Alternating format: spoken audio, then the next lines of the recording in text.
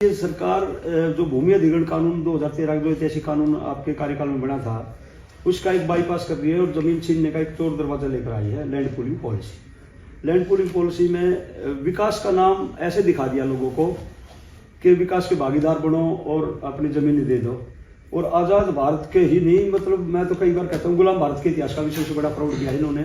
उन शर्तों पर किसानों का रजिस्ट्रेशन कराना शुरू कर दिया 2019 से, जो शर्तें किसान के पास है ही नहीं। आपत्ति सुझाव डीडीए ने मांगे, हमने लिख के दे दिए। 5000 से ज्यादा किसानों को हमने साइन करा के दिए डीडीए में।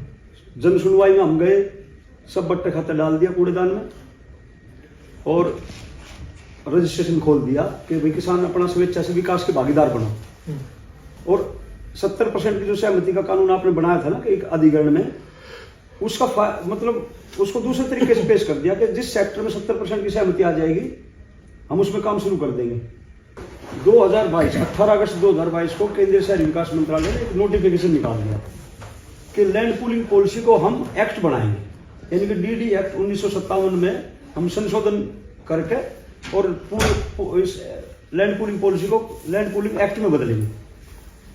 अब हमारी चिंता ये है कि ये जो लैंड पूलिंग पॉलिसी है ये संविधान के भी खिलाफ है और ये कानून के भी खिलाफ है। 20 सूत्रीय कार्यक्रम के तहत आपकी सरकार ने जो प्लॉट दिए थे, जो खेत दिए थे ना, उनको आज तक मालिकाना हक नहीं है। और हमारा जो गांव है, जिसे रेवेन्यू में एक शब्द है लाल डोरा, उसको हम इंग्लिश में कहते आउटर फिरणी रोड का लिखते हैं। जो गांव की आबादी उसके अंदर है, बाहर हमारे खेत है। उन खेतों में अब डीडीए मास्टर प्लान जो 2041 लेकर आने वाली है या 21 थी, जो 2007 में लागू हुई थी, उसके तहत उसको आर जोन बना दिया, सेक्टर बसाएंगे।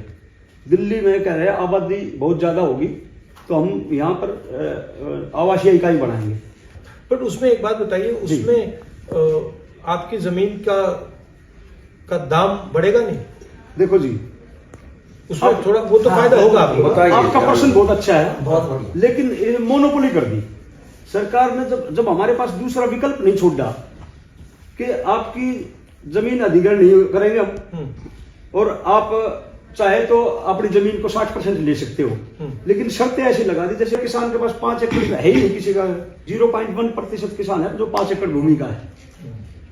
तो उस जो दूसरी शर्त है वो ऐसी लगा दी जैसे, तो आपके जो डेवलपमेंट चार्ज 20 करोड़ रुपए होंगे तो ही आप सेक्टर में जमीन ले पाएंगे। जब बिल्डर को ये पता है कि ये एक भी किसान अपनी जमीन, विकसित भूमि बोलते हैं डीडीए, विकसित भूमि जमीन नहीं ले सकता 60%, क्योंकि ये 2 शर्तों में फेल हो गया, 100% किसान फेल हो गया। तो मतलब फाइनेंशियल रिक्वायरमेंट इन्होंने इतनी कर दी है कि आप उसमें जा ही नहीं सकते। दो फैक्टर और भी है सर। 20 करोड़ इसमें क्या है, 20 गांव की 20 करोड़ एग्जैक्टली 4 करोड़ देखो जी, डेवलपमेंट चार्जेस, डेवलपमेंट कॉस्ट वो आपको देना पड़ेगा। अगर नहीं दे सकते तो जाओ। ये क्या है? एक्सटर्नल डेवलपमेंट चार्ज ईडीसी कभी सरकारों ने नहीं दिया। बिल्डर देगा, आपसे जमीन ले लेगा, खत्म कर। सर इसमें भी ना लैंडलेस सबसे ज्यादा पिस रहा है। सर सेकंड थिंग, गांव की ज्यादातर जमीनें जो है ऑलरेडी व्यापारियों ने खरीद ली है, तो हम जो गांव का व्यक्ति है उसको उसका कोई ज्यादा बेनिफिट वैसे भी नहीं मिल रहा है। इसमें तो अगर है, अब तो हमारा तो विनाश है और डीडीए सरकार और जो बिल्डर और जो उसमें बसेंगे उनका विकास, एक तरफा विकास है। और ये एक तरफा विकास ग्रामीण। अब आप क्या मुझसे क्या चाहते हैं?